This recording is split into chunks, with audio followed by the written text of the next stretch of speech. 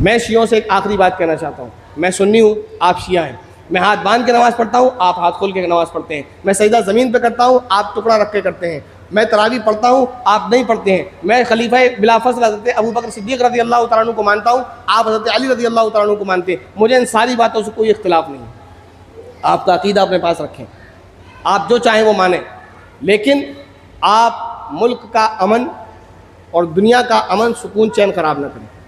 میں جن کو مقدس سمجھتا ہوں، بلکہ آپ جن کو مقدس سمجھتے ہیں، میں ان کو بھی مقدس سمجھتا ہوں۔ میں نے کبھی حضرت علی رضی اللہ تعالیٰ عنہ، حضرت حسین رضی اللہ تعالیٰ عنہ یا کسی بھی صحابی یا تابعی کے بارے میں یا کسی بھی اس شخص کے بارے میں جس کو آپ مقدس سمجھتے ہیں، میں نے اس پر کبھی کلام نہیں کیا، کیونکہ میں خود ان کو مقدس سمجھتا ہوں۔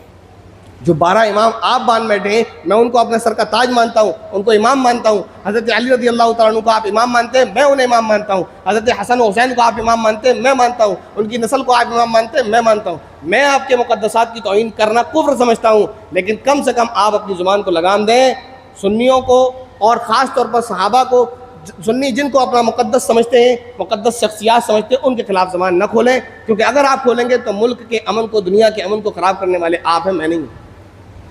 اتنی بات تو آپ کے سمجھ آ رہی ہے؟ کوئی بھی سنی، کوئی بھی ہو، کبھی بھی، اور مسلمان کی تو شان یہی ہے، مسلمان نہ کبھی ان شخصیات کے خلاف بات کرتا ہے جن کو ہندو اپنا مقدس سمجھتے ہیں، مسلمان نہ کبھی ان شخصیات کے خلاف بات کرتا ہے جس کو سکھ اپنا مقدس سمجھتے ہیں۔ کیوں؟ قرآن میں پیغام اللہ تعالیٰ فرماتے ہیں کہ ان لوگوں کو، جو لوگ اللہ کے علاوہ جن کو اپنا معبود بنا کر پکارتے ہیں، آپ ان کو برا بھلا نہ کہو، یہ تو قرآن کا حکم ہے، تو ہم تو کبھی نہیں کرتے۔